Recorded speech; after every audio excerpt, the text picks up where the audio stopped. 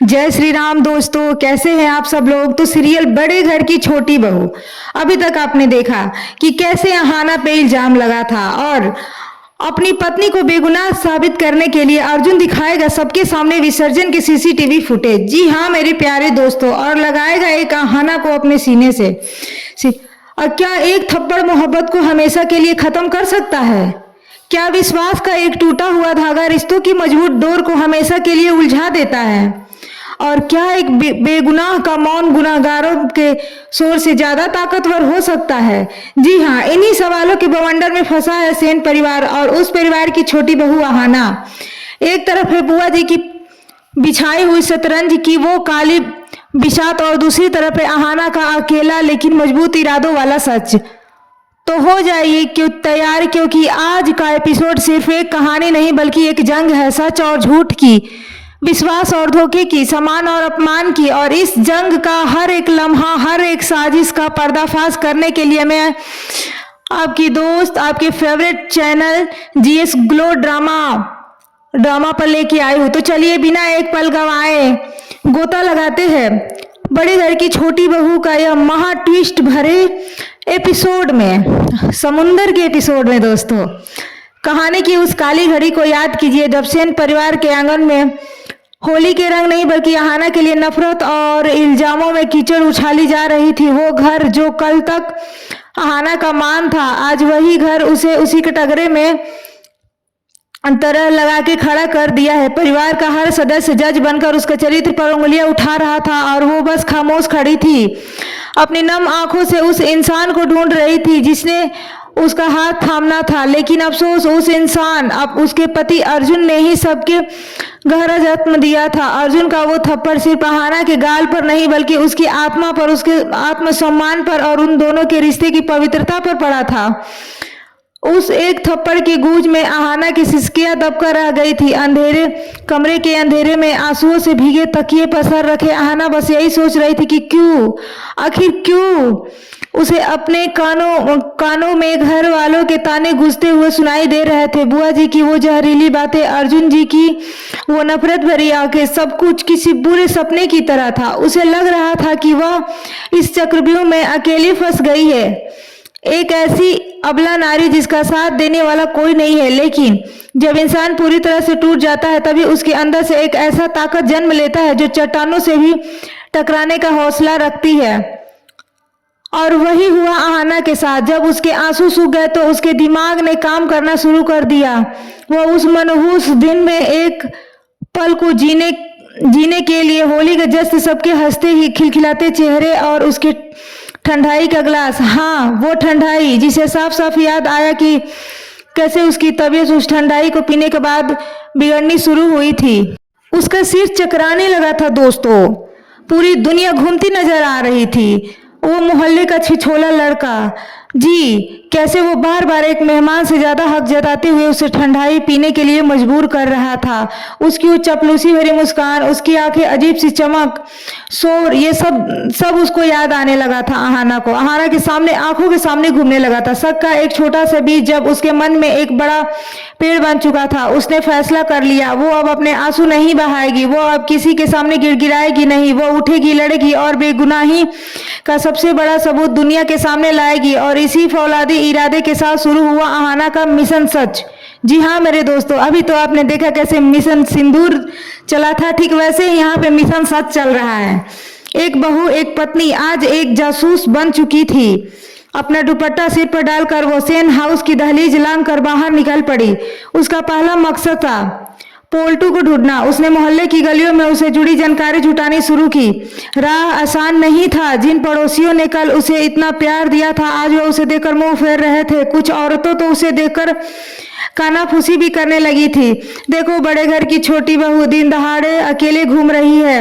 हर ताना उसके दिल में तीर की तरह चुभ रहा था, लेकिन आज यह तीर उसे घायल नहीं उसे और भी मजबूत बना रहा था। जी हाँ दोस्तों, तभी उसकी नजर दुकान के एक छोटे से सीसीटीवी कैमरे पे पड़ी।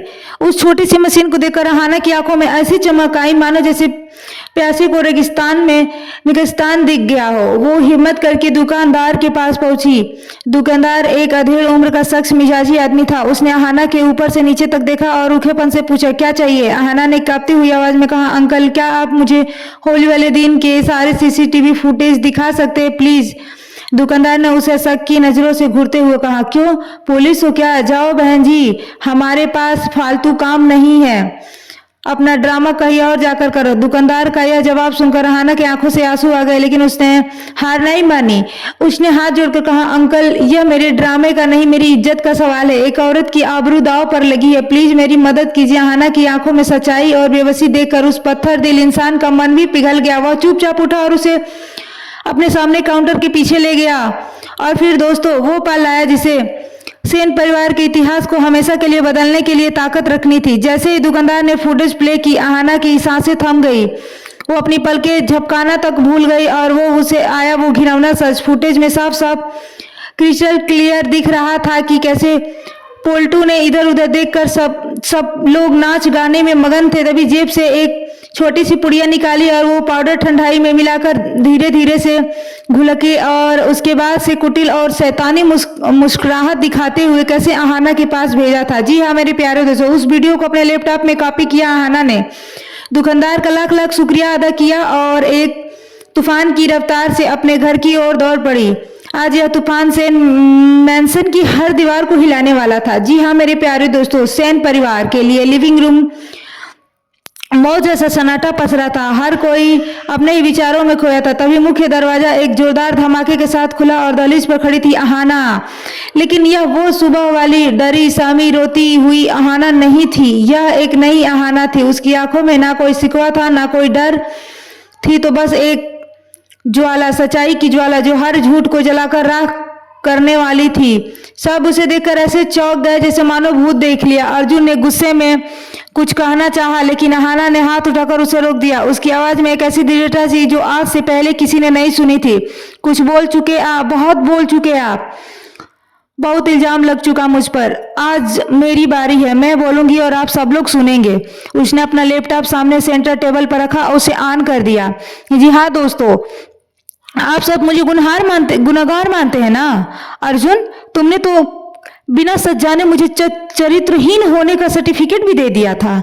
तो चलिए, आज मैं आप सबको वो सच दिखाती हूँ जिसे देखकर शायद आप लोग खुद अपनी नजरों में गिर जाएंगे। और जिसे वीडियो प्ले कर दिया, जैसे ही वीडियो शुरू हुआ, कमरे की हवा मानो जैसे थम सी गई। पहली तस्वीर पोल्टू का मुस्कुराता हुआ चेहरा, दूसरी तस्वीर उसके हाथ में छोटी सी संगीन पुड़िया, तीसरी तस्वीर में पुड़िया खुली और पाउडर हवा में उड़कर ठंडाई में पड़े और धीमे धीमे से समा जाता है। एक एक करके सबके चेहरे पर भाव बदलने लगे। अर्जुन का चेहरा जब कल तक गुस्सा में था, वो विश्वास और आत्मग्लानि में गहरा समुद्र था। उसकी आंखें फटी की फटी रह गई। दुर्गा देवी की मुठिया गुस्से से भींग गई, उसकी सांसें तेज हो गई।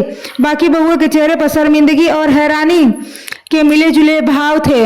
और बुआ जी, उनका चेहरा का तो रंग ही उड़ गया था दोस्तों, मानो किसी ने एक पल में उनकी सारी सांसें छीन ली हो। उनका गला सूख गया था, हाथ पैर ठंडे पड़ गए थे। वीडियो खत्म हुआ, लेकिन कमरे में पसरा सन्नाटा और भी गहरा हो गया था।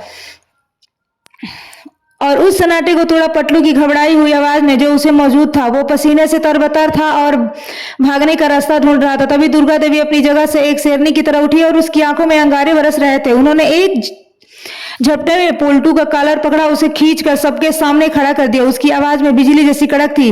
हरामजादे, तेरी यह मजाल, तूने हमारे घर में आकर हमारी बहू की इज्जत पर हाथ डालने की कोशिश की। बोल, किसके कहने पे किया तूने ये सब? आज तूने सच नहीं उगला तो मैं तुझे यही जिंदा गाड़ दूंगी। यह दुर्गा देवी का वह रूप था जिससे पूरा शहर कांपता था। जैसे इस पूरे तमाशे में एक इंसान था जो न हिल रहा था न डुल रहा था। वो था अर्जुन। वो किसी पत्थर के बूत की तरह खड़ा बस अहाना को देखे जा रहा था। उसे कल रात का हर मंजर याद आ रहा था, अपने कहे हुए कड़वे बोल, अपनी नफरत और वो थप्पड़ जो उसे महसूस हुआ जैसे किसी ने उसके सीने पर खंजर उतार दिया हो। जी हाँ मेरे प्यारे दोस्तों, वो अहाना के कदमों में घुटनों के बल गिर गया और उसकी आंखों से आंसुओं की धारा बह रही थी। उसने कहा, अहाना मुझे माफ कर देना, मैं तुम्हारा गुनहगार हूँ। मैंने तुम्हें थप्पड़ नहीं मारा, बल्कि अब मुझे लग रहा है कि मैंने अपने प्यार को थप्पड़ मारा, हमारी दोस्ती को थप्पड़ मारा, विश्वास को थप्पड़ मारा। मैं इस घर का चिराग हूँ, पर मैंने अपने ही घर की इज्जत को अंधेरे में धकेल दिया। मैं नफरत और शक में इतना अंधा हो चुका था कि मेरी अहाना की आंखों की सच्चाई भी दिखाई नहीं दी। मैं दुनिया के सबसे बुरा पति हूँ, सबसे बुरा इंसान हूँ। क्या तुम मुझे कभी माफ कर पाओगी? आना खामोश खड़ी थी, उसकी आंखों में भी एक आंसू टूट कर गिरा। और वो आंसू किस बात का था? माफी का, दर्द का, या टूटे हुए विश्वास का? दोस्तों, जब आपका ध्यान इस इमोशनल अहाना के थप्पड़ मारा तो अर्जुन ने सभी घर वालों के सामने ने हमारे परिवार का नाक काट दिया है। सभी के सामने तुमने नशा क्यों करा है? उस समय दुर्गा देवी भी बहुत ज्यादा गुस्सा हो जाती है। बुआ जी कमरे में पोल्टू के साथ बैठी थी, उनके चेहरे पर अजीब से मुस्कान थी। उन्होंने धीरे से कहा, इसे घर से बाहर निकालना पड़ेगा। यह अहाना और दुर्गा देवी की आंखों की तारा बन चुकी है। तब यह लड़की उस घर में कभी ऊपर नहीं उठ सकती। पोल्टू ने झिझकते हुए पूछा, लेकिन बुआ करेंगी क्या? बुआ जी भी धीमी आवाज में कहा, इसे गिराना ही होगा, उस बार विसर्जन के दिन। जी हाँ मेरे प्यारे दोस्तों, तो आपने देखा कैसे एक स्त्री को अकेला पाकर ये लोगों ने उसको चरित्रहीन साबित कर दिया और अहाना ने अपनी सूझबूझ से कैसे अपनी इज्जत बचाई। तो दोस्तों, हमें यही सीख मिलती है कि हमें कभी भी हारना नहीं चाहिए और अपने हिम्मत से काम लेना चाहिए। तो आगे देखने को और भी इंटरेस्टिंग बातें मिलेंगी, फिर देखने को मिलेगा कि पोल्टू के साथ क्या हुआ। तो बने रहिए हमारे साथ जीएस ग्लो चैनल पे, और मैं आपकी फ्रेंड अदिति। तो मिलते हैं न्यू एपिसोड में न्यू ट्विस्ट के साथ। तब तक के लिए tata bye bye, take care, जय श्री राम दोस्तों।